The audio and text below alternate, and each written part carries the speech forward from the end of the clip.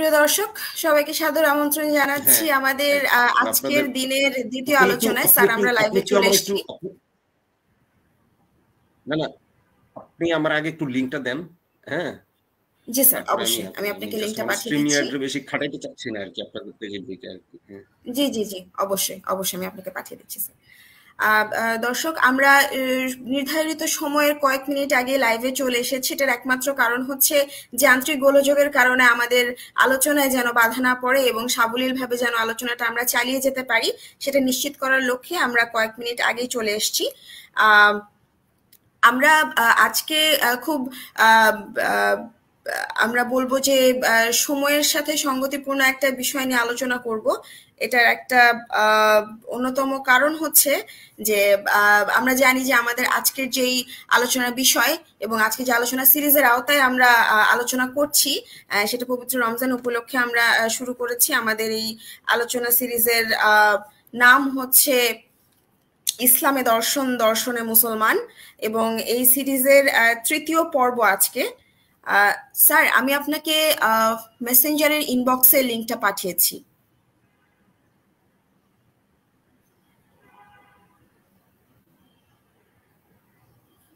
আমি লিংক পাইনি। দর্শক স্যার, আপনি কি একটু মেসেজ রিকোয়েস্ট চেক করে দেখবেন? হ্যাঁ, আপনার মেসেঞ্জারের মেসেজ রিকোয়েস্ট যেগুলো থাকে। জি জি জি, ও আমার মেসেঞ্জারে পাঠাইছেন? না না, আমি আসলে চাইছি আপনার।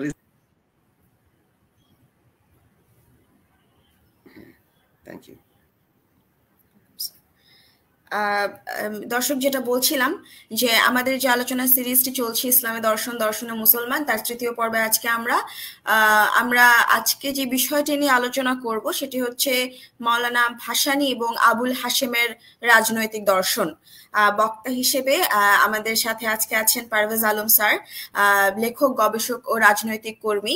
স্যারের পরিচয় আমরা সবাই জানি। Bangladesh institute of research and এডুকেশনের যাত্রায় স্যারের যে অবদান, সেটা আমরা নির্দ্বিধায় স্বীকার করি এবং আমরা তার কাছে অত্যন্ত কৃতজ্ঞ যে এই ধরনের ব্যাপারগুলো আলোচনার মাধ্যমে আমাদের জ্ঞান চর্চায় উনি আমাদেরকে এত সহায়তা করেন। স্যার, আপনি কি আমাকে কিছু বলছিলেন? ফ্রি জিনিস তো, মানে কোনো কমার্শিয়াল সার্ভিস, এটা কি কোনো কমার্শিয়াল সার্ভিস সিস্টেম ইয়ার্ডের? এটা ফ্রি সম্ভবত স্যার, আমি আসলে সঠিক বলতে পারছি না, আমি অত্যন্ত দুঃখিত। তবে আমি আপনাকে এটা নিশ্চিত করতে পারি যে স্যার, আমরা আপনাকে শুনতে পাচ্ছি, পরিষ্কারভাবে দেখতেও পাচ্ছি। তো এই মুহূর্তে স্যার আমাদের যেহেতু সময় হয়ে গিয়েছে, আমরা কি স্যার তাহলে আমাদের আজকের বিষয় সংক্রান্ত আলোচনায় চলে যাব?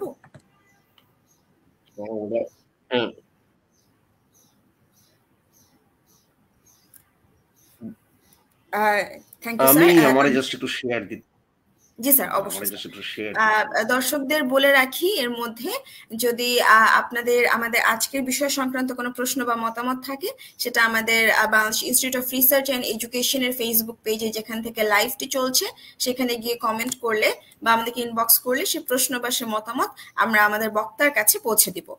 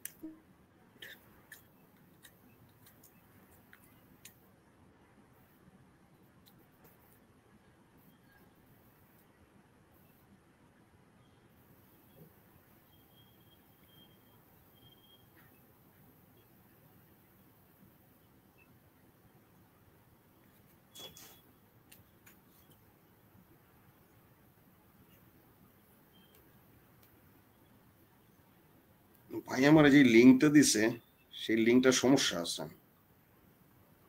শেয়ার হচ্ছে না স্যার।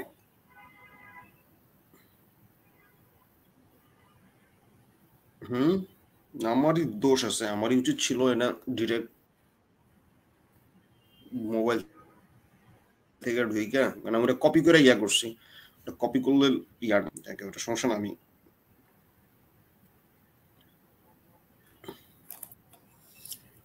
দর্শকদের কাছ থেকে আমরা খুবই অল্প কিছু সময় চেয়ে নিচ্ছি। আর সবচেয়ে বড় কথা, আমরা সময়ের একটু আগে যেহেতু শুরু করেছি, আমরা আশা করি সময়ের মধ্যে আমাদের আলোচনাটা সম্পন্ন করতে পারবো।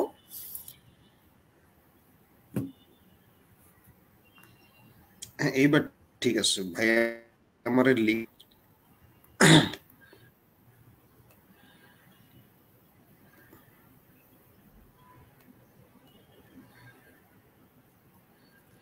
এবার ঠিক আছে। হ্যাঁ,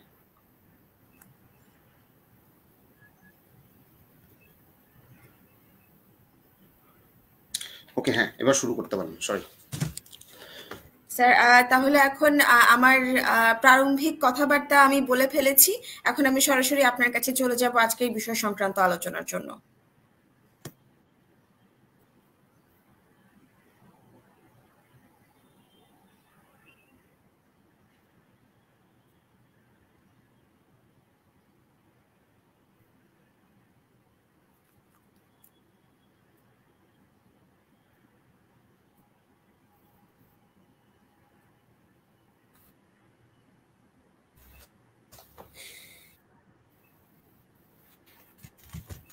আপনি কি বলছেন আমি শুনি নাই কিছুই।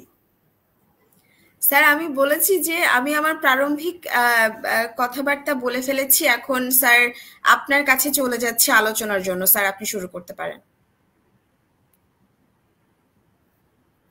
জি স্যার, আপনি মানে একটা প্রশ্ন করতেছিলেন আমার, ওই প্রশ্নটা দিয়ে শুরু করেন আর কি। আবুল হাশিমের ব্যাপারে আপনার যে প্রশ্নটা, সেটা দিয়ে শুরু করলে জি, আমার মনে হয় আজকের আলোচনা আমি আমরা কনসেস আসলে করতে পারলে আমাদের জন্য সুবিধা হবে আর কি। জি, অসংখ্য ধন্যবাদ। আবুল হাশিমের ব্যাপারে, আবুল হাশিমের রাজনৈতিক দর্শন সম্পর্কে আমি আসলে খুব একটা বিস্তারিতভাবে জানি না। সে কারণে আমি আজকে যত না উপস্থাপক, তার হুম, চেয়ে বেশি দর্শক। তবু একটা ব্যাপারে আমার একটা প্রশ্ন আছে যে উনি যে ফাউন্ডার ছিলেন ওই কাউন্সিল অফ ইসলামিক আইডিওলজি পাকিস্তানের, সেখানে উনি আসলে কি কি রোল প্লে করেছিলেন তার তার মানে ইসলাম সম্পর্কিত দর্শনের ভিত্তিতে, সেগুলো নিয়ে আমি একটু জানতে চাই। আচ্ছা, এই ব্যাপারে আসলে আমার ধারণা নাই ওনার ওইখানে ওনার সাংগঠনিক রোল কিরকম ছিল আর কি। ঠিক আছে। To be honest, Abul Hashim সম্বন্ধে আম, মানে আমাদের মানে আমি অনেক কিছুই জানি না আসলে। ঠিক আছে।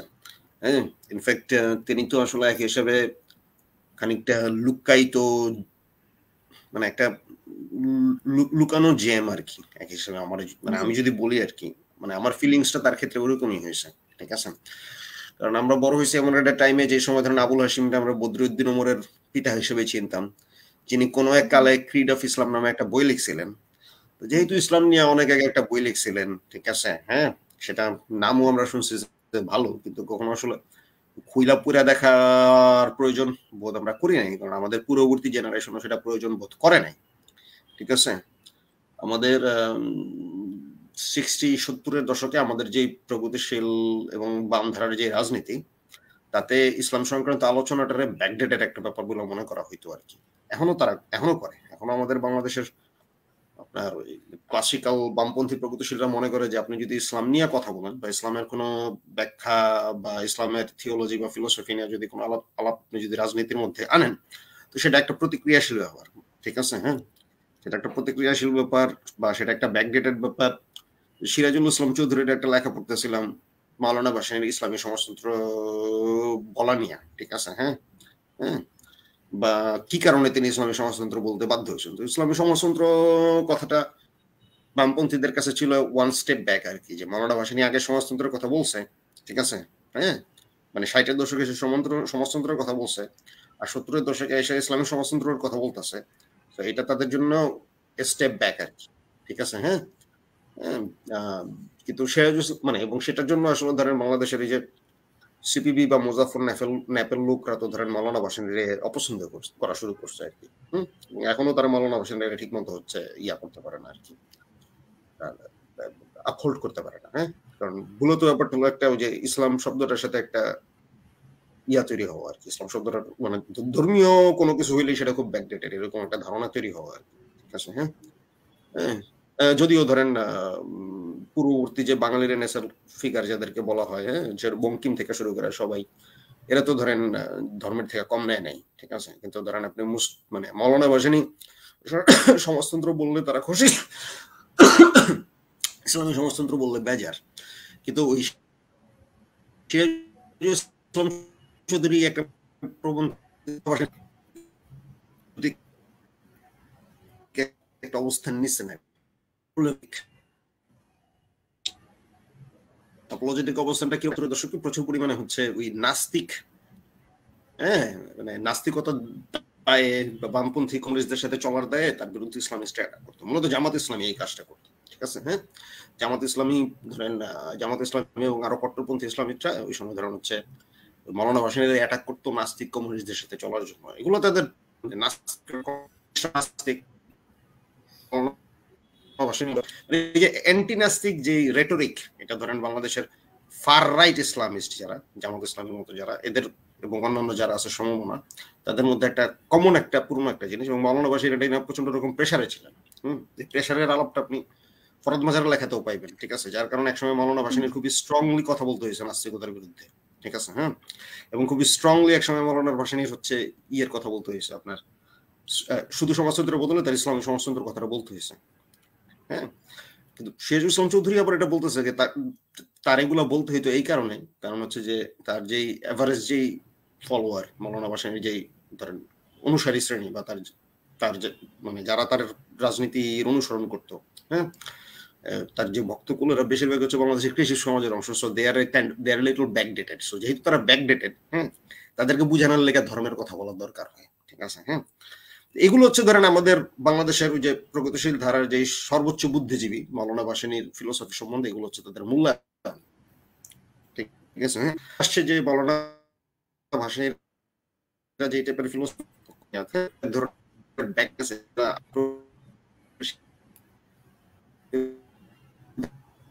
গ্রামগঞ্জের কৃষি একটু বামপন্থী দিকে আনার জন্য এগুলো হচ্ছে দরকারি। ঠিক আছে, হ্যাঁ, যার কারণে এরা নিজেরা কোনোদিন এগুলো ঠিক মতো স্টাডি করা নেই।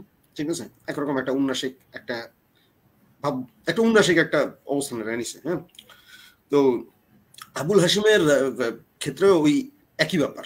মৌলানা ভাসানী তো ওই অর্থে ধরেন সে লিখছে অনেক, কিন্তু ওই অর্থে তিনি তো আসলে থিওরিস্ট ছিলেন না, তিনি থিওরিস্টের চেয়ে বেশি ছিলেন রাজনীতিক। ঠিক আছে, হ্যাঁ, কিন্তু মানে ভাসানীর যে ফিলোসফিক্যাল যে পলিটিক্যাল ফিলোসফিক্যাল যে মূল যে পজিশনটা, যেটা ধরেন আবুল হাশিমের সাথে যেটা তার একটা মিল ছিল, আবার কিছু অমিলও ছিল, হ্যাঁ, এবং সেটা তো তারা ধরেন আবুল হাশিম এবং মৌলানা ভাসানী দুইজনেই ছিলেন হচ্ছে মৌলানা আজাদ সোবহানির শিষ্য। ঠিক আছে, তারা রব্বানিয়াতের ফিলোসফিটা নিয়েছে হচ্ছে আজাদ সোবহানির মুরিদ হিসেবে। ঠিক আছে, হ্যাঁ, হ্যাঁ, পলিটিক্যাল আজাদ সোবহানির মুরিদ হিসেবে তারা এই রাজনৈতিক ধারাটা গ্রহণ করছেন। কিন্তু ইয়ে তো না, কি বলে আপনার ওই আপনার সেটা তো ধরেন সবচেয়ে মানে আজাদ সোবহানি লিখছে কিছু লেখা, হ্যাঁ, সেগুলো খুব একটা যে ধরেন বাংলাদেশে পরিচিত ছিল তা না, হাতে গোনা কিছু লোকজনের বাইরে। হ্যাঁ, কিন্তু আপনার মৌলানা সরি আবুল হাশেম তো ধরেন লিখছে, বেশ ভালোই লিখছেন তিনি। ঠিক আছে, হ্যাঁ, এবং ক্রিড অফ ইসলাম আমি বলবো যে যথেষ্ট সফিস্টিকেটেড একটা থিওরিটিক্যাল বই আর কি তার সময়ের জন্য। ঠিক আছে, কিন্তু আমাদের এখানে বাম প্রগতিশীলরা সেগুলো পড়া প্রয়োজনীয় মনে করে নাই, এবং ওই কারণেই ধরেন হচ্ছে আবুল হাশিম আসলে কোথায় কি করছে, কখন কোন সংগঠনের সাথে কি কাজ করছে, এগুলো নিয়ে আমাদের নলেজ একটু কম। ঠিক আছে, হ্যাঁ, কারণ এই যে আবুল হাশিম যে ধরেন ওই যে আপনার সর্বশেষ একটা চেষ্টা করছিলেন দুই বাংলা ভাগ না কইরা ওই ইন্ডিয়া পাকিস্তানের বাইরে আলাদা একটা বাংলা স্বাধীন বাংলা প্রস্তাব চিন্তা ভাবনা তিনি করছেন, এটা নিয়েও তো ধরেন খুব বেশি যে তথ্য আমাদের কাছে আছে তা তো না। ঠিক আছে, হ্যাঁ, তো এগুলো নিয়ে নানা রকম তর্ক বিতর্ক আছে। আমরা আসলে আবুল হাশিমের লাইফ, চিন্তা, পলিটিক্স, শুধু আবুল হাশিম না, আবুল হাশিম এবং মৌলানা ভাসানীর যেই পলিটিক্স এবং তাদের যেই ধরেন পলিটিক্যাল ফিলোসফি, এগুলোর মধ্যে আসলে কতটুকু মিল ছিল বা কতটুকু দ্বন্দ্ব ছিল, হ্যাঁ, কোথায় কোথায় তারা খুবই স্ট্রংলি তাদের পলিটিক্যাল ফিলোসফির সাথে হচ্ছে অ্যালাইন ছিল পলিটিক্সে, আর কোথায় কোথায় সেটা করতে পারেনি, এগুলো আমাদের কাছে অত বেশি এটা পরিষ্কার না। ঠিক আছে, তো একটা ব্যাপার আপনাদের কাছে বুঝতে হবে যে ফর আবুল হাশিম অথবা ধরেন মৌলানা ভাসানীর জন্য ইসলাম ইটসেলফ একটা আলাদা একটা আইডিওলজি হিসেবে হাজির ছিল। ঠিক আছে, হ্যাঁ, যদিও তারা সহজে ইসলামরা ওইভাবে একটা আইডিওলজি বলতেন না, যেটা ধরেন ইসেদের মধ্যে আমরা বেশি দেখছি, ইসলাম মানে ইসলামিস্ট পলিটিক্স যারা করছেন তাদের মধ্যে আমরা বেশি দেখছি, ঠিক আছে, হ্যাঁ। ওনারা ইসলামরে ওই রিলিজিয়ান বা পলিটিক্যাল আইডিওলজি এগুলোতে সংকুচিত করার ব্যাপারে ওনাদের আগ্রহ ছিল না, ঠিক আছে, হ্যাঁ। আবুল হাসিম বা মৌলানা ভাসানী ওনাদের ফোকাসটা মূল ছিল যে ইসলামের যে মানে এই ক্রিট মানে মর্মবাণী, হ্যাঁ, ধরেন আবুল হাসিমের কাছে ফোকাস হচ্ছে ইসলামের মর্মবাণী, সেই মর্মবাণীতে কি বলতেছে, ঠিক আছে, খেলাফত কথাটার মর্ম কি, হ্যাঁ, অ্যাকচুয়াল অর্থ কি, হ্যাঁ, বা কালেমা, হ্যাঁ, লা ইলাহা ইল্লাল্লাহু মুহাম্মাদুর রাসূলুল্লাহ, এটা পলিটিক্যাল বা রিভলিউশনারি অর্থটা কি, মর্মটা কি, হ্যাঁ, তারা ওইসব জায়গায় তারা ফোকাস করছে, হ্যাঁ। সো ইটস লেস অ্যাবাউট ধরেন ইসলাম একটা আইডিওলজি, মোর অ্যাবাউট ধরেন মানে ইসলামের মধ্যে ধরেন ইসলামের মর্ম থেকে কি কি পলিটিক্যাল এবং রিভলিউশনারি ফিলোসফি তারা হচ্ছে বুঝছেন বা গ্রহণ করছেন, হ্যাঁ।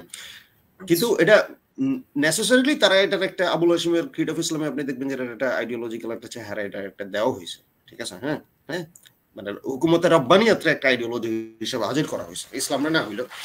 তো মানে আপনার একটা ব্যাপার বুঝতে হবে যে মানে হুকুমতে রব্বানিয়াত বা ধরেন রব্বানিয়াত বা রব্বিয়তের যে ফিলোসফি, ঠিক আছে, হ্যাঁ, সেটা তো ধরেন আপনার আলটিমেটলি ধরেন এখানে একটা মিল আছে ওনাদের সাথে, তার সময় মানে তাদের সময়ের যে পলিটিক্যাল ইসলামিস্ট যারা ছিলেন, সেটা মওদুদি বলেন বা বান্না বলেন, ওদের সাথে একটা মিল আছে। সেই মিলটা হচ্ছে ধরেন ওই সময়টাই কিন্তু মানে একটা রাজনীতি এবং রাষ্ট্রকেন্দ্রিক ফিলোসফির সময় আর কি, ঠিক আছে, হ্যাঁ, হ্যাঁ, রাষ্ট্রের নাগরিক এবং সেই নাগরিকদের যে রাজনৈতিক সত্তা, হ্যাঁ, এগুলো ওই সময় খুবই গুরুত্বপূর্ণ রাজনীতির আলাপে। এবং ওই সময়টাতে নানান রকম রাষ্ট্রের ধারণা কায়েম হয়ে গেল হবেই পাশ্চাত্যে এবং কলোনি এবং মানে আপনার যেসব জায়গায় তৃতীয় বিশ্বে যেগুলো কলোনি ছিল, ইউরোপের বিভিন্ন রাষ্ট্র সংগ্রাম হচ্ছে, এই অবস্থায় ইসলামী রাষ্ট্র ধারণাটা নিয়েও তো ধরেন প্রস্তাব আসছে কিছু, যেটা ধরেন মৌলানা ভাসানী আবুল আল্লাহ মওদুদি যে ধরনের প্রস্তাব করছেন, সেটা তার দ্বারা অনুপ্রাণিত হইয়া বান্না মিশরের অনেকেই করছেন আর কি এটার প্রস্তাব। কিন্তু ওই রাজনীতিটা খুব একটা ইন্টারন্যাশনাল একটা রাজনীতি হয়েছে। ব্যাপার হচ্ছে যে আপনি যদি আজাদ সুবহানী বা মৌলানা ভাসানী বা আপনার আবুল হাসেমের রাজনৈতিক দর্শনের জায়গাটা দেখেন, তারা কিভাবে তাদের রাজনৈতিক দর্শনের সিচুয়েট করা বা পজিশনালিটির জায়গাটা প্রিটি মাচ ধরেন আবুল আল্লাহ মওদুদিদের বা ইসলামী রাষ্ট্রের ধারণার আইডিয়ার সাথে মিল আছে, সরি ধারণার আইডিয়ার সাথে না, মানে পজিশনালিটিটা, কারণ তাজির করতেছে একটা অল্টারনেটিভ হিসাবে, ঠিক আছে।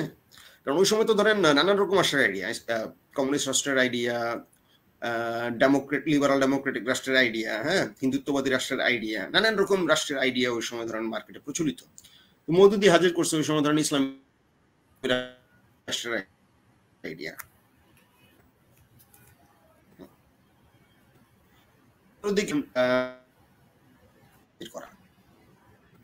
ঠিক আছে, যেটা মানে আপনার ওই ধরেন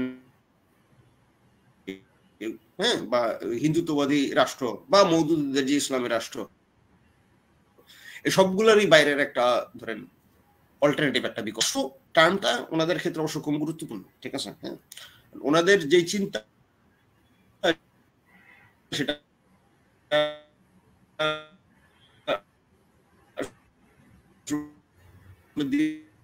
দিন শেষে ধরেন উপরোক্ত যতগুলো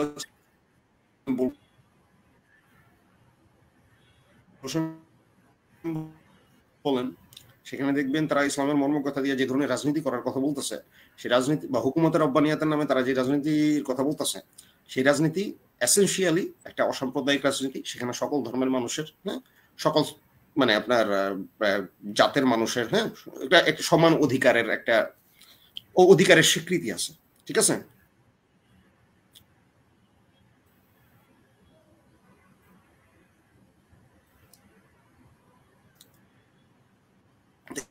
এই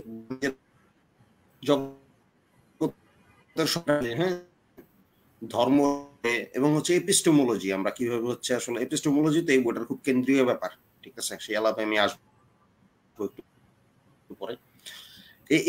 মানে একটা একটা একটা একটা একটা হোলসেল থিওরি তারা ওই সময় দিতে চাচ্ছেন। ওটা ছিল হোলসেল থিওরির যুগ। তখন পর্যন্ত হোলসেল থিওরির ব্যাপারে মানুষের আগ্রহ যথেষ্ট পরিমাণ স্ট্রং ছিল, ঠিক আছে। যদিও ইউরোপে ততদিনে দ্বিতীয় বিশ্বযুদ্ধ সংঘটিত হয়ে গেছে এবং একটা স্কেপটিসিজম শুরু হয়ে গেছে, কিন্তু উপমহাদেশে তখনও তো ধরেন ওই স্বাধীনতা বা স্বাধীনতা আন্দোলন বা মানুষের যেই মুক্তি, মানে বাংলাদেশের মানুষের বিশেষ করে পাকিস্তান হয়েছে, কিন্তু তারপর আবার ধরেন যে পাকিস্তানের বিরুদ্ধে সংগ্রাম শুরু করতে হয়েছে। তো ওইটা ওই মুভমেন্টে ধরেন ওরকম একটা হোলসেল একটা পলিটিক্যাল ফিলোসফির একটা বেশ চাহিদা ছিল আর কি, ঠিক আছে। উনি সেটা এর মধ্যে দেওয়ার চেষ্টা করছেন অবশ্যই, ঠিক আছে।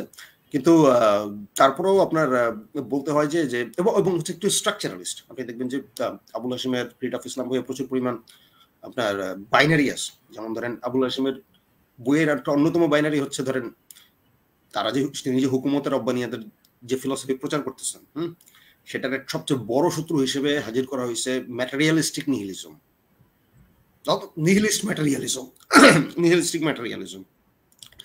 তো আবুল হাশিম এবং বিশেষ করে আজাদ সোবহানির চিন্তায়, আমি যতটুকু জানি বা বুঝছি, তাদের চিন্তায় একটা বড় একটা জায়গা দখল করে আসা হচ্ছে নিহিলিজম, ঠিক আছে। এই জিনিসটা হয়তো আরেকটা গুরুত্বপূর্ণ আরেকটা কারণ হইতে পারে, যেটার কারণে হচ্ছে ধরেন তাদের চিন্তা আমরা ওইভাবে হচ্ছে স্টাডি করি নাই, কারণ আমাদের প্রয়োজনটা পড়ে নাই। কারণ তারা যেই সময় হচ্ছে নিহিলিজমটা একটা বিশাল বড় সমস্যা আকারে হাজির করছে, ওই সময়টাতে ধরেন আমাদের এখানে মূলত পজিটিভিস্ট রাজনীতি বিস্তার লাভ করছে, ঠিক আছে। স্কেপটিক নিহিলিস্ট ধরেন দুনিয়ার যে একটা পাথের দিকে আগে যাচ্ছে এরকম দৃষ্টিভঙ্গি থেকে ফিলোসফির চর্চা ওই সময় হয় নাই, ঠিক আছে। এটাও একটা কারণ হইতে পারে যে ধরেন হচ্ছে আমাদের চিন্তা ওইভাবে হচ্ছে মানুষ বুঝে নাই বা নিতে পারে নাই। কিন্তু আমাদের সময় আবার হচ্ছে ধরেন খুবই গুরুত্বপূর্ণ হয়ে উঠছে আর কি, ঠিক আছে। তো আমি একটু মানে করবো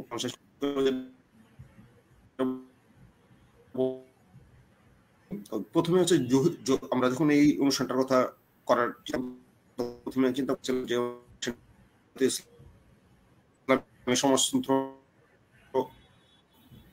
দিয়ে হচ্ছে উনি মানে অনুষ্ঠানটার টাইটেল উনি ইসলামী সমাজতন্ত্র কথা রাখতে চেয়েছিলেন। তো আমি সেটা আসলে রাখতে ইসলামী সমাজতন্ত্র মৌলানা ভাসানী বলছে একটা পর্যায়ে তার লাইফে, ঠিক আছে। কিন্তু আবুল হাশিম তো কখনো ইসলামী সমাজতন্ত্রের কথা বলেননি, ঠিক আছে। বরং আবুল হাশিম অনেকটা ওই যে মৌলানা মওদুদি যেমন হচ্ছে ধরেন কমিউনিজম, লিবারালিজম, এগুলোর বাইরে একটা ইসলামী রাষ্ট্র বা ইসলামিজমের প্রস্তাব করছেন। আবুল হাশিম কিন্তু হুকুমতের রব্বানিয়াতের অন্যতম ধরেন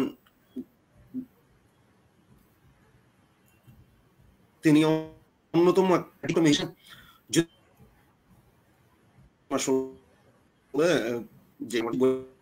বললে যে মার্কসিজম সম্বন্ধে তার আইডিয়া ছিল পার্শিয়াল, ঠিক আছে।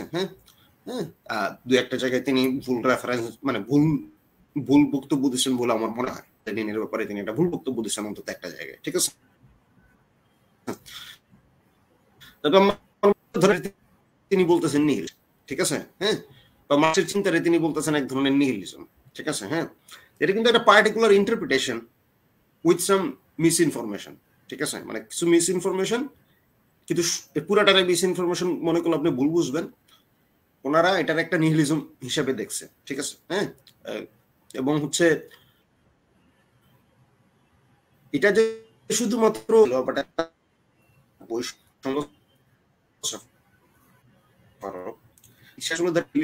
হিসাবে দেখছে। তিনি কি মনে করতেন যে জিনিস নিয়ে একা বা অল্প কিছু লোক আক্রান্ত হয়েছে, তা না। তিনি যেভাবে দেখতেন ব্যাপারটা যে নিহিলিজম আসলে ধরেন আমাদের গোটা সোসাইটি মানে বিদ্যা শিক্ষার যে হোল যে ব্যবস্থা, বা রাজনীতি এভরিথিং সবটার মধ্যে মানে যুগের আপনার বা আধুনিকতা এবং বস্তুবাদের যেই আপনার যুগ, এটা হচ্ছে কিন্তু নিচে নিজেই দেখছে একটা নিহিলিজমের যুগ হিসাবে। পার্থক্য কি? পার্থক্য হচ্ছে তার হিসাবে হলো অধিকাংশ মানুষ হলো অজ্ঞ নিহিলিস্ট। মানে তারা আসলে জানে না যে তারা নিহিলিস্ট হয়ে গেছে। তারা জানে না যে তারা এমন কিছু জিনিস নিয়ে ব্যস্ত যেগুলো আসলে ইতিমধ্যেই অর্থহীন, উদ্দেশ্যহীন, লক্ষ্যহীন হয়ে গেছে, ঠিক আছে। মানে দেখবেন যে ওই যে নিৎসের যেই আপনার জরথুস্ত্রা বা ওই যে ম্যাডম্যান, একে হোমক না, এটা খুব সম্ভবত গে সায়েন্স বইতে আছে যে ওই যে লন্ঠন হাতে নিয়ে ওই যে পাগল বাজারের মাঝখানে কুয়াই বলে যেতেছে যে গড আমরা ফেলছি, হ্যাঁ, লোকজন হাসাহাসি করতেছে, সর্বশেষে বলতেছে যে খবরটা তোমাদের কানে পৌঁছায় নাই, ঠিক আছে, যখন কিন্তু এটা একদিন পৌঁছাবে, ঠিক আছে। মানে ব্যাপারটা হলো যে the event has already happened, the age of nihilism have already begun, কিন্তু সেটা সব মানুষ টের পায় না। তো এই বইয়ের ক্ষেত্রে বলবো যে ব্যাপারটা এরকমই, এখানে নিহিলিজম রে যেই ভাবে দেখতেছে, ঠিক আছে, যেই রূপে দেখতেছে নিহিলিজম রে, সেই জায়গা থেকে সেটা হচ্ছে যে ধরেন মানে ম্যাটার, আবুল হাশিম যেটা বলতেছে যে এথিজমের পর হচ্ছে নিহিলিজম, ঠিক আছে, হ্যাঁ, নর্মাল, মানে এটা একটা নর্মাল ধারাবাহিকতা, কেউ এথিস্ট হইলে একটা পর্যায়ে তার হচ্ছে সে নিহিলিস্ট হবে, কিন্তু এটা ঠিক নাই। কারণ হচ্ছে আমরা জানি যে আমাদের বাংলাদেশ অঞ্চলে যারা নাস্তিক হয়েছে তাদের বেশিরভাগই হলো পজিটিভিস্ট থেকে গেছে, হ্যাঁ, পজিটিভিস্ট থেকে গেছে, তারা কখনো নিহিলিস্ট হয়, ঠিক আছে। এখানে অবশ্য আবুল হাশিম একটু ফারাক করবেন, তারা ফারাক করবেনটা হয়তো এই কারণে, যেটা আমার নিজের রিডিং থেকে মনে হয়েছে, তিনি মনে করবেন যে তার কাছে তার মতো হচ্ছে যে ওরা পজিটিভিস্ট থাকলেও, even if they are positivist, even they are demanding concrete material and objective proof, ঠিক আছে, to accept anything, ঠিক আছে, ওটার গোড়ার মধ্যে একটা নিহিলিজম আছে, কথা বুঝছেন। অন্যদিকে একজন কনসাস নিহিলিস্ট কিন্তু আসলে ওইভাবে অবজেক্টিভিটি বা ফ্যাকচুয়ালিটির ব্যাপারে ওই পরিমাণ হচ্ছে আসলে, মানে সে তো আসলে সত্য চাইতেছে না যে আমার ফ্যাকচুয়াল সত্য প্রমাণ করে দাও, একজন অ্যাকচুয়াল নিহিলিস্ট, মানে একজন অ্যাকচুয়াল নিহিলিস্ট হচ্ছে ফ্যাকচুয়াল, মানে অবজেক্টিভিটি এবং ফ্যাকচুয়ালিটিরই হচ্ছে সেই ক্ষেত্রেও সে হচ্ছে ধরেন তার একটা মানে সন্দেহ তার মধ্যে চলে আসবে, হ্যাঁ, বা ধরেন কোনো কিছু অবজেক্টিভ হইলেই সেটার মধ্যে যে মানে সেটা যে আসলে আমার অর্থ দিতে পারতেছে না, যে সেটা নিয়ে আসে সচেতন হয়ে উঠবে, ঠিক আছে, হ্যাঁ, হ্যাঁ, ফিজিক্স থেকে আমি দুনিয়া সম্বন্ধে সত্য জানতে পারতাছি, কিন্তু physics is not telling me like what should be the goal of my life, ঠিক আছে, হ্যাঁ, হ্যাঁ, তো ধরেন আমার জীবনের পারপাসটা কি, হ্যাঁ, এই বিশ্বজগতের পারপাসটা কি, সেটা তো ফিজিক্স আমাদের বলতেছে না, ঠিক আছে। তো সেটা হচ্ছে একজন নিহিলিস্ট, একজন পিওর নিহিলিস্ট সচেতন, কিন্তু একজন অজ্ঞ নিহিলিস্ট যে আসলে নিহিলিজমে ডুবে আছে, কিন্তু সে হচ্ছে নিজে হচ্ছে খুবই একটা পজিটিভিস্ট একটা অবস্থান নিয়ে আছে আর কি, ঠিক আছে। আমার ধারণা মানে আজাদ সুবানি বা আবুল হাশিমের কাছে তারাও নিহিলিস্ট, ঠিক আছে, হ্যাঁ। এটা আমি কি কারণে বলতেছি, কারণ আপনি ওই ক্রিড অফ ইসলাম বইয়ের প্রিফেসটা লিখছে হচ্ছে আপনার আজাদ সুবানি, ঠিক আছে, হ্যাঁ, হ্যাঁ, একটা শুভেচ্ছা বক্তব্য, এবং সেইখানে কিন্তু ধরেন আজাদ সুবানি কি বলতেছে, আজাদ সুবানি কিন্তু সেখানে ধরেন তিনি নিহিলিজম রে হচ্ছে যেভাবে হচ্ছে তিনি হচ্ছে মানে অ্যাটাক করতেছেন, হ্যাঁ, তাতে এটা মোটামুটি পরিষ্কার যে হচ্ছে আপনার নিহিলিস্ট হওয়ার জন্য ওই হওয়ার দরকার নেই আর কি, খুব কনসাস নিহিলিস্ট হওয়ার দরকার নেই আর কি, ঠিক আছে, হ্যাঁ। এবং মানে আপনার ইসের ক্ষেত্র, আপনার আবুল হাশিমের ক্ষেত্র আপনি দেখবেন যে তিনি কিন্তু নিহিলিজমের সাথে আরেকটা মানে নিহিলিজমের জন্য শুধু বস্তুকে দায়ী করতেছেন তা, তিনি ব্যাপকভাবে হচ্ছে মোল্লাদেরকেও দায়ী করতেছেন, খেয়াল করেন ব্যাপারটা, হ্যাঁ। তিনি বলতেছেন, আমি আপনার তার বই থেকেই ডিরেক্ট পড়ি আর কি, ইন্টারেস্টিং একটা লাইন, সেটা হচ্ছে যে তার আগে ধরেন আমি আজাদ সোবহানির একটা লাইন আমি শেষ করে দিলাম, আপনি বুঝতে পারবেন যে না পুরো আগের আলাপটা।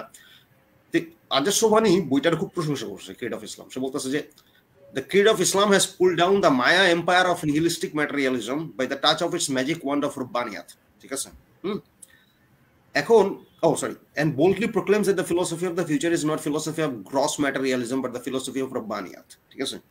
এখন ঘটনা হচ্ছে যে pull down the maya empire of the nihilistic materialism, মানে একটা মায়ার পর্দা, ঠিক আছে, এই বইটা খুইলা ফেলছে, ঠিক আছে, হ্যাঁ। তো এই যে মায়াটাই হচ্ছে যে আমি যেটা বলতেছিলাম যে আপনি অলরেডি নিহিলিজমের মধ্যে ঢুকে গেছেন বাট ইউ ডোন্ট নো ইট, ঠিক আছে, কারণ একটা পজিটিভিস্ট মায়ার একটা পর্দা হচ্ছে ঝুলানো আছে আপনার চোখের সামনে, ঠিক আছে। আপনি ভাবতেছেন যে physics, chemistry and biology can give you all the answer, হ্যাঁ, সেটা জীবনের অর্থ লক্ষ্য সবকিছুর আনসার আপনারা দিতে পারবে, ঠিক আছে, হ্যাঁ। এই যে মায়ার পর্দাটা, এটা হচ্ছে ধরেন টাইনা নামে ফেলছে ক্রিড অফ ইসলাম, এটা হচ্ছে ধরেন আজাদ সুবহানি বলতে চাচ্ছে, ঠিক আছে, হ্যাঁ। তো তারপর ধরেন ইসে কি বলতে খেয়াল করেন, আমি মানে এটা খুবই ইন্টারেস্টিং লাইন, সেটা হচ্ছে ধরেন হ্যাঁ দেখেন একেবারে মানে আপনার ওই ভূমিকা অথর্স প্রিফেস, যেটা মানে ওই আবুল হাশিম নিজে যে প্রিফেসটা লিখছে, all the nations of the world professing faith in God and religion are now in fact consciously or unconsciously the greatest enemies of the theistic view of human existence, মানে তিনি বলতেছেন দুনিয়া যত জাতি বর্তমানে হচ্ছে আল্লাহ এবং ধর্মের পক্ষে নিজেদের বিশ্বাসের কথা প্রচার করতেছে, তারা কনসিয়াসলি এবং আনকনসিয়াসলি বর্তমানে মানে মানুষের যে আস্তিক অস্তিত্ব তার সবচেয়ে বড় শত্রু। কথা বলছেন, they pretend to profess this or that faith solely to utilize religion as a powerful instrument of exploitation of the masses, and those are the people who are responsible for the phenomenal growth and expansion of the forces of atheism. তিনি বলতেছেন যে নাস্তিকতা বৃদ্ধি বড় নিজেদেরকে ধার্মিক, নিজেদের বিশ্বাসী বলে দাবি করে, ঠিক আছে? হ্যাঁ, এবং যারা হচ্ছে মানে ধর্ম ব্যবসা করে বা ধর্মরে কাজে লাগে হচ্ছে যারা ধরুন রাজনৈতিক এবং সামাজিক ক্ষমতা বিস্তার করে, ঠিক আছে, এরাই হচ্ছে নাস্তিকতা বাড়ায় তোলার পিছনে কোনো বড় শক্তি, ঠিক আছে? হ্যাঁ, এবং তারা কনসিয়াসলি এবং আনকনসিয়াসলি, ঠিক আছে, এই কাজটা হচ্ছে মানে তারা মানে থিস্টিক মানুষ মানবিক সত্তার তারা বিরোধিতা করে যাচ্ছে, ঠিক আছে? এবং দেখেন উনি কি বলতেছে, এটা খুবই ইন্টারেস্টিং একটা লাইন এখানে আছে, সেটা হচ্ছে যে the Christians and the Muslims of the world of today are major partners in this profane game of misrepresenting and discrediting religion, for they have free and independent states and as such have powers and opportunities to present the world in living from the true image of the মানে এখানে আমার আগ্রহের জায়গাটা হচ্ছে যে তিনি একটা কথা বলছেন প্রোফেন গেম, মানে উনি আসলে বলতে যাচ্ছেন যে মুসলমান খ্রিস্টানরাই তার যে স্যাক্রেডনেসটা আছে সেই স্যাক্রেডনেসটা নো লঙ্গার এক্সিস্ট, তারা এটারে ধর্মরে প্রোফেন বানায় ফেলায়, হ্যাঁ, একেবারে এই দুনিয়াবি পাওয়ারের কাজে ব্যবহার করা, হ্যাঁ, এবং ধর্মের যে স্পিরিচুয়াল মাত্রা সেটা থেকে সম্পূর্ণ বিচ্ছিন্ন করার যে কাজটা, হ্যাঁ, মানে ধর্মের প্রফেশনের কাজটা সবচেয়ে বেশি করতে হচ্ছে। প্রফেশন কথাটা এখানে ইম্পর্টেন্ট এই কারণে, মানে প্রফেশন বলা নেই কিন্তু প্রফেন শব্দটা যোগ করছে, এটা আমাদের জন্য খুব ইন্টারেস্টিং। প্রফেন করা মানে কিন্তু সেকুলার করা না, হ্যাঁ, একজন মানুষ কইতে পারে যে আমি সেকুলার, একজন বলতে পারে আমি একজন ইসলামিস্ট, কিন্তু একটা হইতে পারে যে ওই স্যাক্রেড থেকে ইসলামটা প্রফেন বানানোর ক্ষেত্রে একজন ইসলামিস্ট যে ভূমিকা রাখতেছে একজন সেকুলার সেই ভূমিকা রাখতেছে না, হ্যাঁ, এটা হইতে পারে, খুবই হইতে পারে। ওই ব্যাপারটাই হচ্ছে উনি এখানে বলতে চাচ্ছেন যে বর্তমানে যারা ধার্মিক বলে দাবি করে, বিশ্বাসী বলে দাবি করে, তারা এই প্রোফেন গেমে তাদের একটা বড় ধরনের একটা ভাগিদার আছে, ঠিক আছে? আচ্ছা, এখন আলোচনা করে ইয়ের মধ্যে রাখবো আর কি, ঠিক আছে, একটা স্ট্রাকচারের মধ্যে যথাসম্ভব রাখার চেষ্টা করবো। শেষ দিকে আমি হচ্ছে ভাষণের ব্যাপারে সামান্য কথা বলে আমি শেষ, হ্যাঁ, কারণ ওই তবে এখন আসেন হাসিম দুজনই আপনার দুজনের মধ্যে কিছু বেসিক পার্থক্য আছে, যেটা আমি প্রথমেই বলতেছিলাম যে মৌলানা ভাসানী সমাজতন্ত্র গ্রহণ করছেন,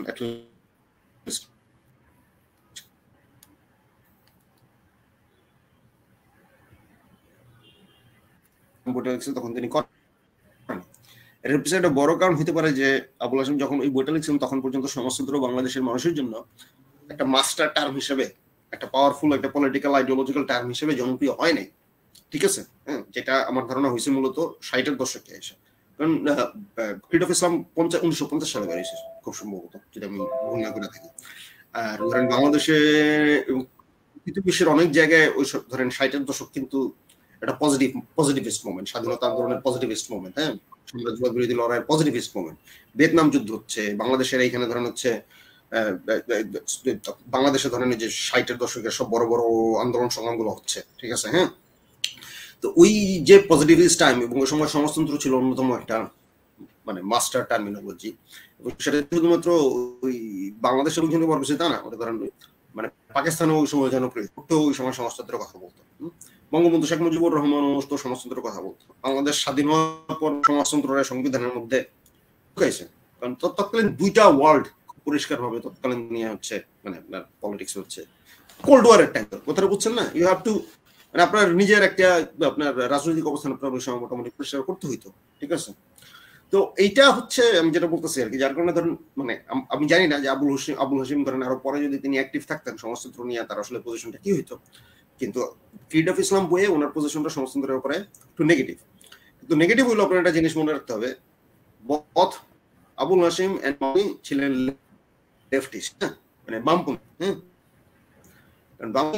এবং শুধু বামপন্থী না, আপনি দেখবেন যে মানে ওনাদের যে মানে কমন যে পজিশন, ঠিক আছে, বিশেষ করে এমনকি প্রাইভেট প্রপার্টি নিয়ে ওনাদের যে পজিশন, ঠিক আছে, মাওলানা ভাসানী একটু বেশি এক্সট্রিম, তিনি অনেকটা ধরেন, কারণ তিনি তো হচ্ছে যে 60-এর দশকের যে অভিজ্ঞতা তিনি লাভ করছেন, বিশেষ করে আপনার চীন সম্বন্ধে তিনি যা শুনছেন বা আপনার, হ্যাঁ, সেই সব জায়গা থেকেও তিনি হয়তো একটু ইনফ্লুয়েন্স ছিলেন। তিনি হচ্ছে যে মানে আপনার একটু মানে তিনি ধরেন প্রাইভেট প্রপার্টির পুরোপুরি 100% বিরুদ্ধে ছিলেন, ঠিক আছে, বা তার অবস্থানটা। অন্যদিকে আবুল হাশিম একটা সমন্বয়ের কথা বলছেন, হ্যাঁ, প্রাইভেট প্রপার্টি মানুষ ততক্ষণ পর্যন্ত রাখতে পারবে যতক্ষণ পর্যন্ত সেটা হচ্ছে ধরেন সোসাইটির মানে সোসাইটি যতটুকু তারা অ্যালাউড করবে, সোসাইটির কল্যাণের জন্য যতটুকু অ্যালাউড মানুষ অতটুকুই ভোগ করতে পারবে, এর বেশি না, হ্যাঁ।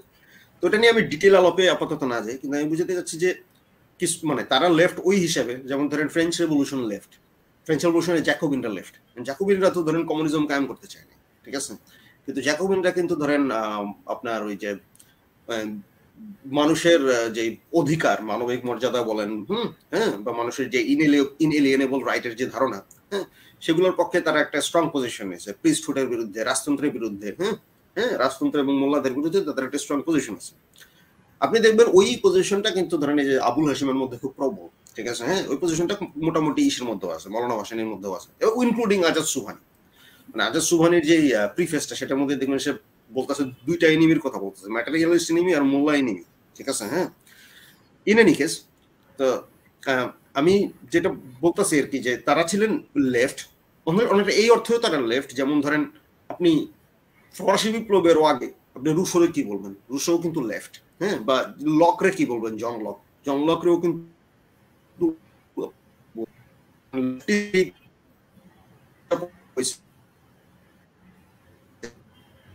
ঊনবিংশ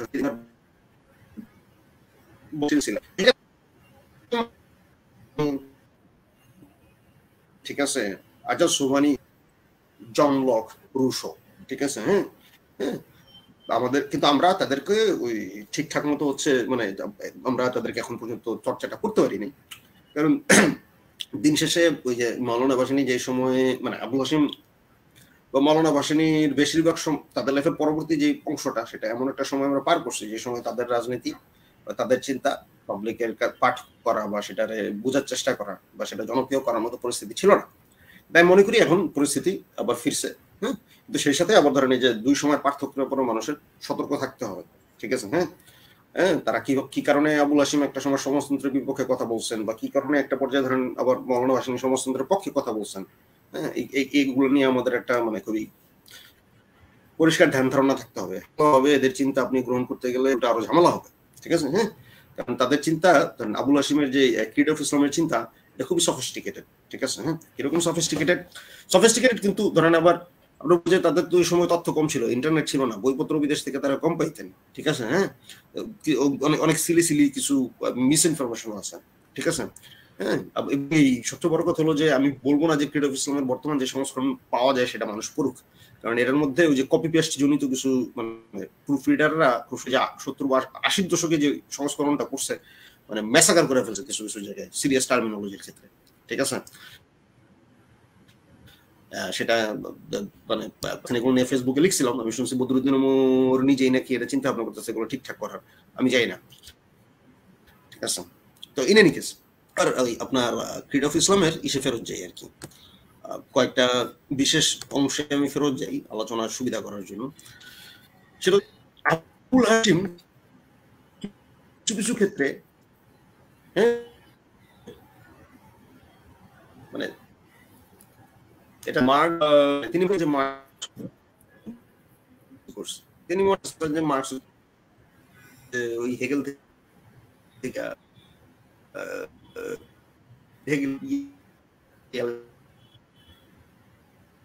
মানে হেগেলের উপরে তার শুরুর দিকের যেসব তাদের ব্যাপারে তার রেসপেক্ট একটু বেশি।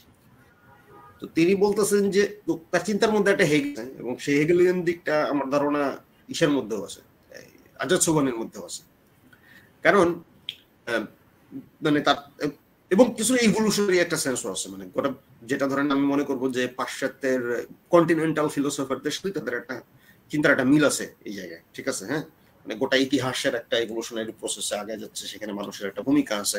এবং দেখেন সে একটা জায়গায় বলতেছে, আপনার আবুল হাশিম একটা জায়গায় বলতেছিলাম, Organism was a necessary phase of human evolution.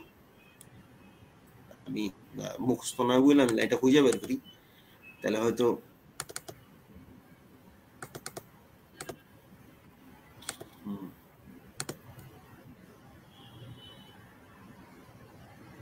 হ্যাঁ, organized nihilism was a necessary phase in the evolution of man for clearing the Ogian stables of the priests, pundits and mullahs, and it has done its job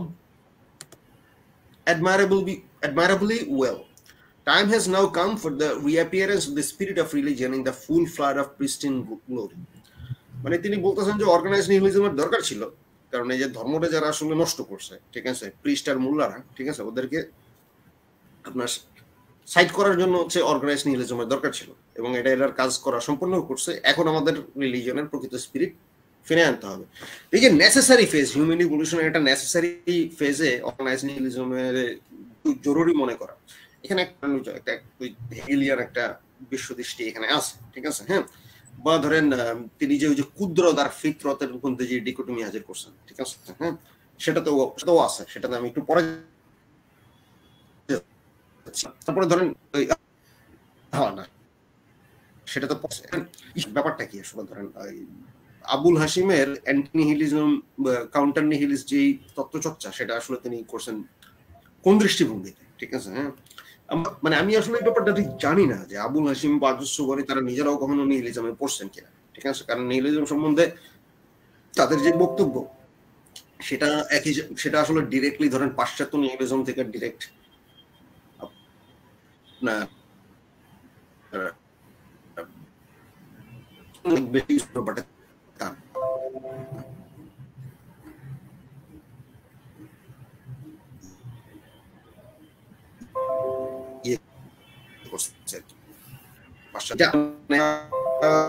নিজের নিহিলিজমের সাথে মোকাবেলা করছেন না, কিন্তু আবুল হাশিমের কিছু কিছু অবস্থানে বা আজসুবানের কিছু কিছু জায়গায় মনে হয় যে তাদের আসলে নিহিলিজমের সাথে মোটামুটি একটা ভালো একটা মুখোমুখি একটা বা একটা মোটামুটি হালকা কিছু লোকদের পরিচয় ছিল, ওই পরিচয় ছাড়া মানে নিহিলিজম রে ধরেন যেভাবে তারা কাউন্টার করছেন, এই কাউন্টারটা করা সম্ভব হইতো না।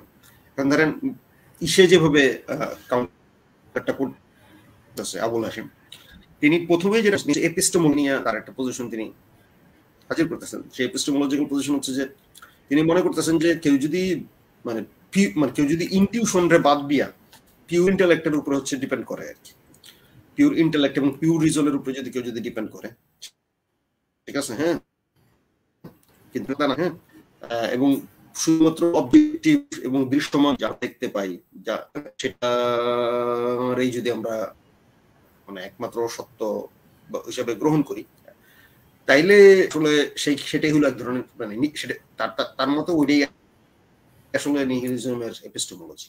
ওই এপিস্টেমোলজি বৈজ্ঞানিক নিহিলিজমের দিকে ঠেলা দেয়। এই কারণে তিনি ইনটিউশন নিয়ে লম্বা আলাপ করছেন, ঠিক আছে। এটা একটা ইন্টারেস্টিং, তিনি লাইটনিং ফ্ল্যাশের টার্মিনোলজিটা ব্যবহার করছেন। লাইটনিং ফ্ল্যাশের টার্মিনোলজি আমার ধারণা মাওলানা ভাসানীও ব্যবহার করতেন, যেটা তার সেক্রেটারির লেখা ইসের থেকে যে ব্যাপারে কিছু ধারণা পাওয়া যায়, ঠিক আছে, সৈয়দ ইরফানুল বারের লেখা থেকে। তো মাওলানা ভাসানীর লেখা কোথায় আছে কিনা আমি জানি না, আমার সেটার জন্য অ্যাক্সেসিবল করতে হবে। কিন্তু যেটা পরিষ্কার যে তারা ইনটিউটিভ নলেজটা গুরুত্বপূর্ণ মনে করতেন, ইনটিউশনটা যেটা ধুম করে চলে আসে, ঠিক আছে। তো ওই ইনটিউটিভ নলেজের ব্যাপারটাকে তিনি খুব লম্বা সময় নিয়ে হচ্ছে তিনি সেটার পক্ষে যুক্তি দিয়েছেন। তিনি বলতে দিয়েছেন যে ইনটিউশন মানে ইনটিউটিভ নলেজের চর্চায় মানুষরা সবসময় পূর্ববর্তী যুগের সমাপ্তি করে নতুন কোনো যুগের তৈরি করতে সহযোগিতা করে। সমাজের আগে নিতে বা সভ্যতার আগে নিতে ইনটিউটিভ লোকরা, ইনটিউটিভ জিনিয়াসটা বড় ধরনের ভূমিকা পালন করে। এই যে ইনটিউটিভ জিনিয়াস বা ধরেন আল্লাহর কুদরত দ্বারা গাইডেড হওয়া মানুষ, ঠিক আছে, এই ব্যাপারগুলো এক হিসাবে বেশ হেগেলিয়ান, তাদের চিন্তা ভাবনা। কিন্তু এগুলো আবার হেগেলিয়ানও না এই সেন্সে, কারণ এইসব চিন্তা আসলে হেগেলের আগের থেকে ইসলামী সভ্যতায় আছে। ওই হিসাবে ধরেন হেগেলি খানিকটা ইসলামী, কথাটা বুঝছেন, যদিও হেগেল নিজে এই কথা শুনলে আত্মহত্যা করতে হয়তো সেটা অন্য জিনিস। যেটা বলতে চাচ্ছি যে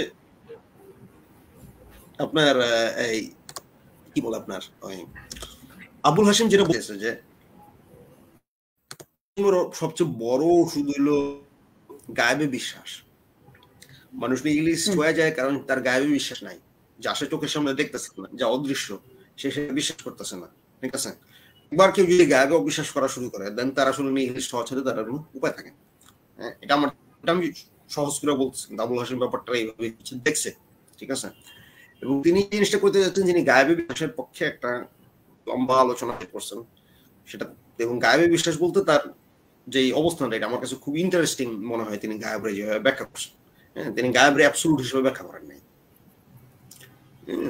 আমার মধ্যে অন্য একটা বড় প্রায় দেখবেন ধার্মিক সোসাইটির মধ্যে ওলামাদের মধ্যে একটা জিনিস নিয়ে প্রচুর পরিমাণ তর্ক বিতর্ক হয় যে মানে নবী কি গায়েবের জ্ঞান জানতেন নাকি জানতেন না, ঠিক আছে। এক পক্ষ বলবে অবশ্যই নবী গায়েবের জ্ঞান জানতেন, কারণ যিনি আল্লাহ যিনি মানে কোরআন যার উপরে নাজিল হয়েছে গায়েবে ট্রাভেল ছাড়া তো তার পক্ষে সেটা সম্ভব হতো না। যিনি মেরাজে গেছেন তিনি গায়েবের জ্ঞান না রাখেন কেমন, ঠিক আছে। এবং তিনি প্রচুর হাদিসে গায়েবের জগতের নানা রকম বর্ণনা তিনি দিয়েছেন, তো গায়েব সম্বন্ধে জ্ঞান না থাকলে তিনি সেটা কিভাবে দিবেন। আবার আরেকদল বলবে যে গায়েবের জ্ঞান একমাত্র হচ্ছে আল্লাহর, আর কারো হচ্ছে গায়েবের জ্ঞান নাই, ঠিক আছে। এটার সমস্যাটা এই কারণে হয় কারণ এই দুই পক্ষই গায়েবের একটা অ্যাবসলিউট বা পরম আইডিয়া হিসেবে হচ্ছে দেখে। আবুল হাশিম কিন্তু সেভাবে দেখতেছেন না। আবুল হাশিম খুব স্পষ্ট ভাষায় বলতেছেন যে গায়েব একটা রিলেটিভ টার্ম, ঠিক আছে। আমি ডিরেক্ট তার হ্যাঁ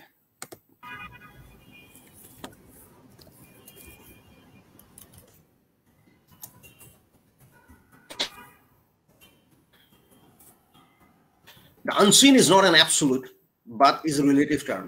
It means things unknown, but not things unknowable.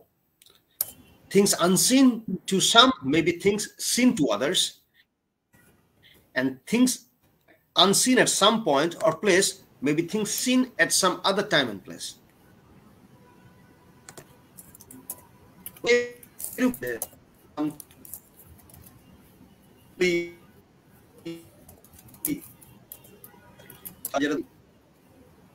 এক যুগে যান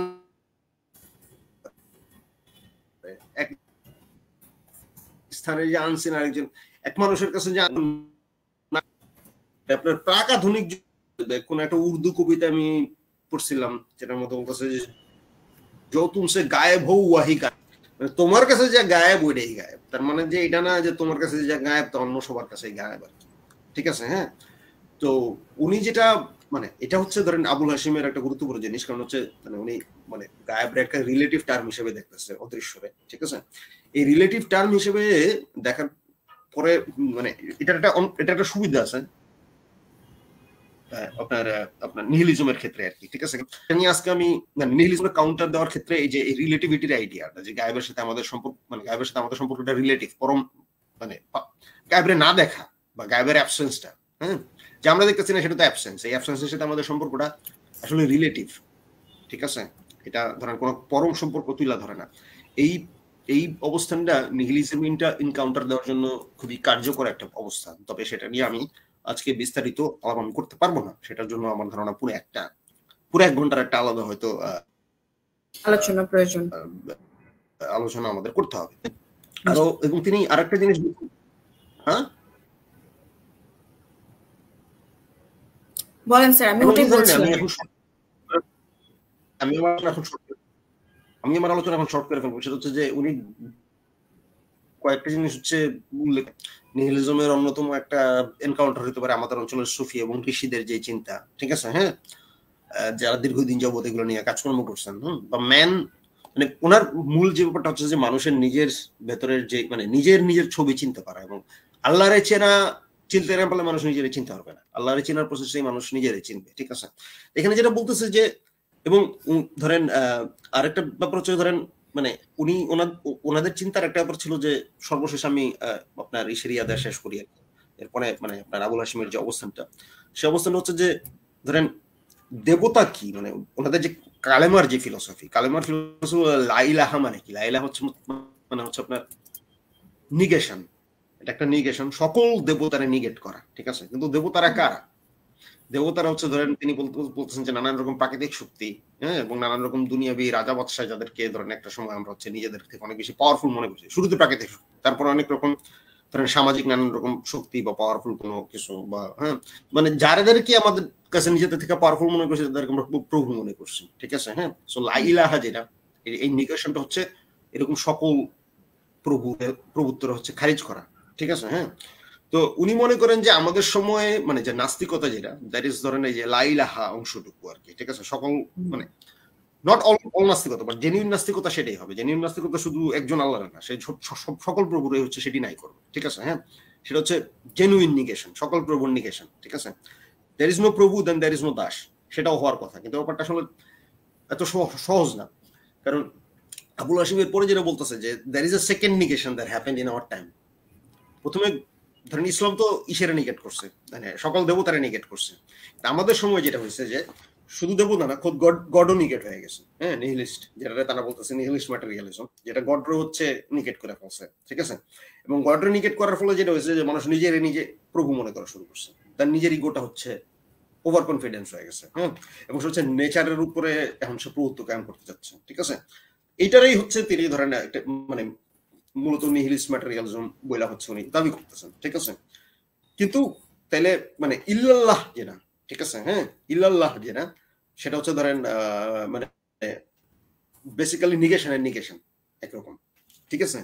তো ওইখানে উনি বলতেছেন যে মানে এক নম্বর হচ্ছে যে যদিও সকল দেবতারে আমরা নিগেট করতেছি, হ্যাঁ, কিন্তু ওই ইল্লাল্লাহ না থাকার কারণে, হ্যাঁ, এবং মূলত ওই যে ওভার কনফিডেন্টের কারণে যেটা হয়েছে আমাদের সময় মানুষ, যেটা উনি বলতেছেন যে আপনার ফরবিডেন ফ্রুট বা গন্ধম ফল যেটা, ঠিক আছে, আমাদের সময় মানুষ একরকম গন্ধম ফলের খপ্পরে খুব বিশেষ অতিরিক্ত হয়ে পড়ছে, যেটা ধরেন প্রাচীনকাল থেকে ছিল। উনি আসলে বলতে যাচ্ছেন আবুল হাশিম রে খুবই লুডাইট টাইপ মনে হয় আর কি, ঠিক আছে। লুডাইট বলতে বুঝেছি অ্যান্টি টেকনোলজি আর কি, ঠিক আছে। ওনারা মনে করতেছে যে মানুষ যেহেতু যন্ত্র ব্যবহার করা শুরু করছে যেদিন থেকে, সেদিন থেকে মানুষের এক ধরনের পতন শুরু হয়েছে, সেদিন থেকে সে একরকম বেহেস্ত দেখা, ঠিক আছে, সে আপনার বের হয়ে গেছে, ঠিক আছে, ওই যে আদমের বেহেস্ত থেকে বের হয়ে যাওয়া, ঠিক আছে, যন্ত্র ব্যবহার করে, ঠিক আছে। তো ওই যন্ত্র যেদিন থেকে সে ব্যবহার করেছে সেদিন থেকে তার মধ্যে একটা পতন শুরু হয়েছে, এবং সে ধরেন নিজের ইনার এবং আউটার যে অস্তিত্ব সেটার মধ্যে তার সংযোগ বিচ্ছিন্ন হয়ে গেছে, ঠিক আছে। সেটার মধ্যে থেকে তার সংযোগ বিচ্ছিন্ন হয়ে গেছে, সংযোগ বিচ্ছিন্ন হয়ে তার একটা বড় সমস্যা। এবং আমাদের সময় যে ব্যাপারটা হয়েছে যে সে বলতে চাচ্ছে যে মানুষ নিজেই যন্ত্রের অস্তিত্বের একটা এক্সটেনশন হয়ে গেছে, এবং যন্ত্র হচ্ছে আমাদের সময় ধরেন এক ধরনের দেবতার একটা পজিশন আমরা যন্ত্রটি দিয়ে দিছি, ঠিক আছে, এবং যন্ত্রটি আমরা একরকম ওয়ারশিপ করি, ঠিক আছে। এবং আমরা ধরেন মানে কিছু কিছু লাইন খুবই হচ্ছে ধরেন মানে রীতিমতো হচ্ছে ইনিগমাটিক, যে মানে একটা সময় আসবে যখন মানুষ চশমা ছাড়া দেখতে পারবে না, ঠিক আছে, হ্যাঁ, মাইক্রোফোন ছাড়া কথা বলতে পারবে না, ঠিক আছে। এই যে যেমন এখন আমাদের কথা বলার জন্য যন্ত্রের ইয়া লাগতেছে, দেখার জন্য চশমা লাগতেছে, ঠিক আছে। তিনি বলতেছে এমন একটা সময় আসবে যখন শ্বাস নেওয়ার জন্য মানুষের যন্ত্র লাগবে, ঠিক আছে, and that would be the end, ঠিক আছে। হ্যাঁ, এই সিভিলাইজেশন আমরা এক হিসেবে ওই সময় পৌঁছে গেছি। আমরা তো জানি আমাদের বলতে হয় যে শ্বাস নেওয়ার স্বাধীনতা আমাদের লাগবে আর কি, ঠিক আছে। হ্যাঁ, আমরা খোলা বাতাসে এখন শ্বাস নিতে পারি না ঠিক মতন, ঠিক আছে। তো এই ব্যাপারগুলো মানে আপনার এই ব্যাপারটা বুঝতে পারছেন। এখানে প্রথম হচ্ছে ওনারা লাইলাহার পক্ষে, ঠিক আছে, কিন্তু তারপরে মানুষেরই নিজের প্রভু হয়ে ওঠার হচ্ছে বিপক্ষে, ঠিক আছে। এটা হচ্ছে তো তার মানে এই না যে মানুষের কিভাবে মানে আপনার মানুষ তাহলে মানুষের কাজ কি, এখানে আমি শর্ট করে বলতেছি।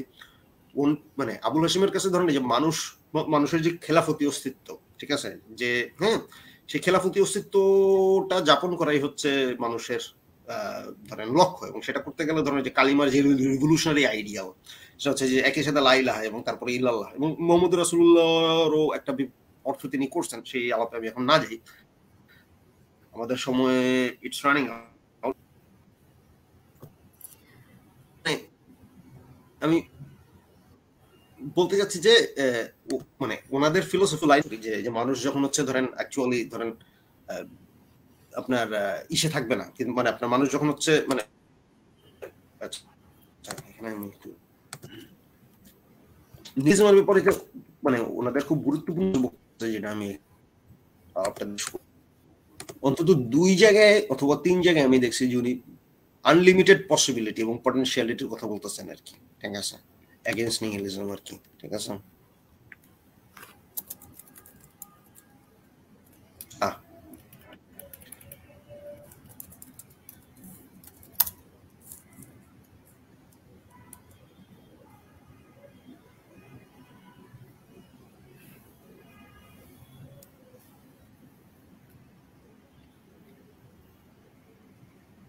এই যে দেখেন, ওই যে একটু আগে যেটা বলতেছিলাম, the more civilized he is, the more he is a slave of mechanized life. He cannot eat without false teeth. আচ্ছা, ওটা গেল। He declares he has he declares war against God but make himself an abject slave of the mighty machine God, ঠিক আছে।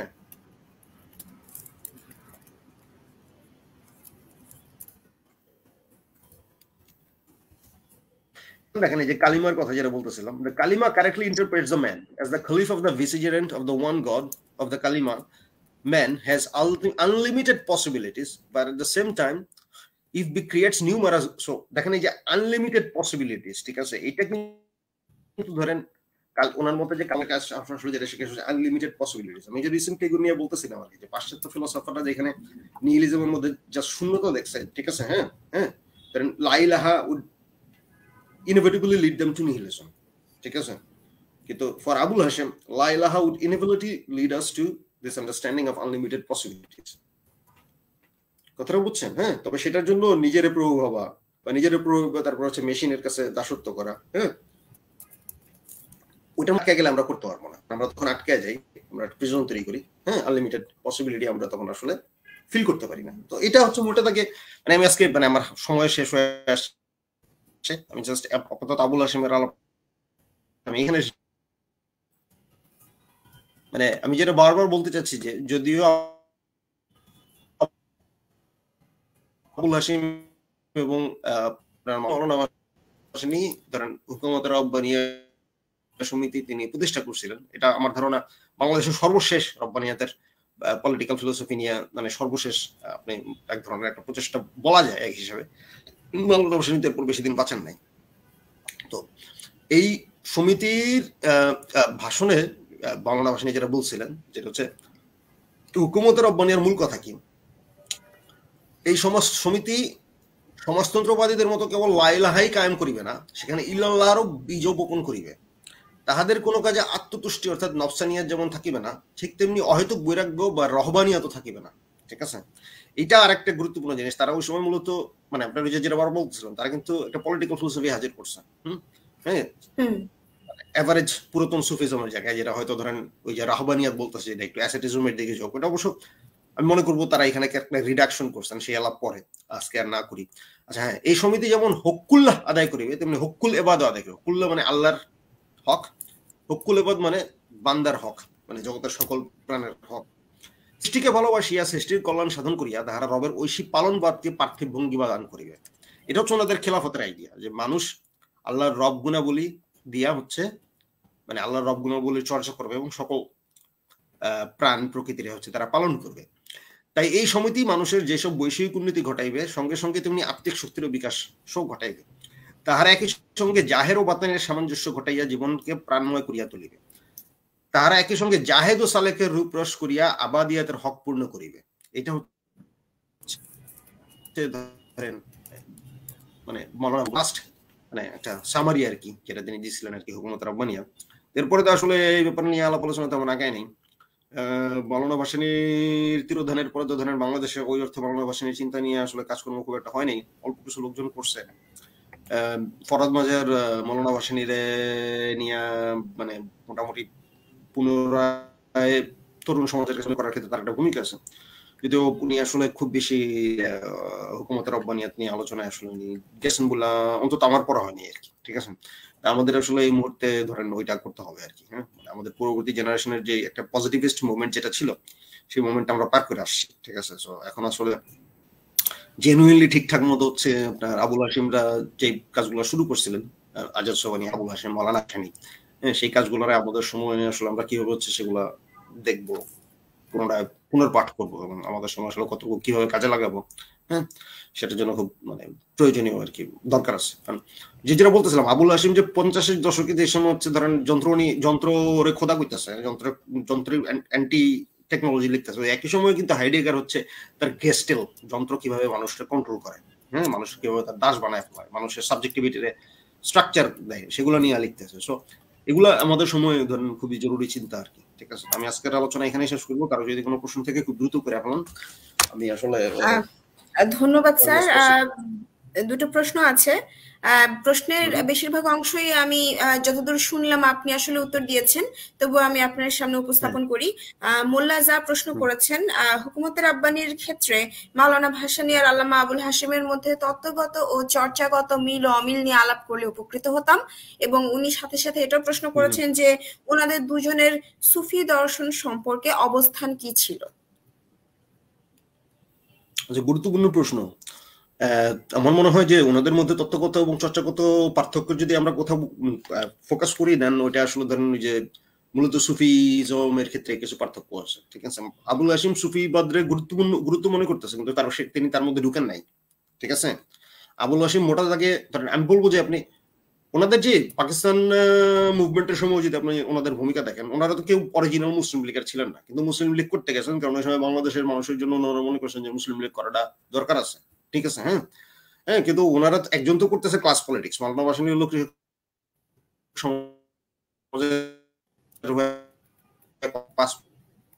Politics করছে। ঠিক আছে, ঠিক আছে, মানে ওনাদের মধ্যে চিন্তা এবং তত্ত্বগত যেটা বললাম আলোচনার মধ্যে বেশ কিছুক্ষণ আসছে, একজন সমান্তর দিকে বেশি গেছে, আরেকজন একটু লিবারাল বুর্জোয়া। ঠিক আছে, কিন্তু একই সাথে ওনাদের পজিশন খুবই লেফট এবং ওরা মানুষের অধিকার মর্যাদা এগুলোর ব্যাপারে ওনাদের নিজস্ব ফিলোসফি যেগুলো ওনারা তৈরি করছেন, এগুলো আমাদের সময়ে গোল্ড। বাট পার্থক্য হচ্ছে যে আবুল হাশিম কখনো সুফিজম নিয়ে ওইভাবে আলোচনায় ঢুকে নাই, কিন্তু কি বলে আপনার মৌলভী পরিবার ভাষায় মোরাকাদা মোকাশা ইত্যাদি গুরুত্ব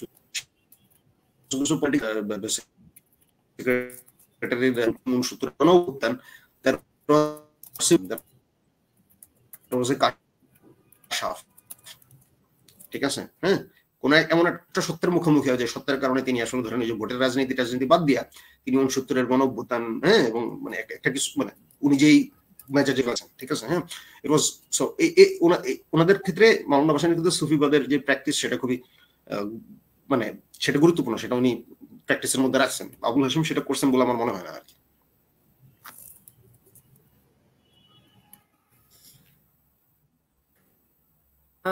ধন্যবাদ স্যার। আমাদের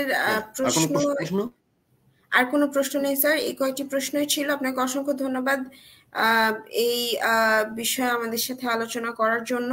এবং আমি আলোচনাটা পুরোটুকু শুনে মনে হলো আমাদের আসলে সময় একটু কম হয়ে গেছে, আরো বেশি সময় পেলে আমরা এই বিষয়ে আরো বিস্তারিত জানতে পারতাম। তবে আমরা আশা রাখি আপনাকে আমরা পরবর্তীতে বরাবরের মতো আমাদের সাথে পাবো এবং আরো বিস্তারিতভাবে অনেক কিছু জানতে পারবো। আপনাকে অসংখ্য ধন্যবাদ Bangladesh institute of research and এডুকেশনের পক্ষ থেকে। ধন্যবাদ আমাদের দর্শকদের। দেখা হবে আগামী পর্বে।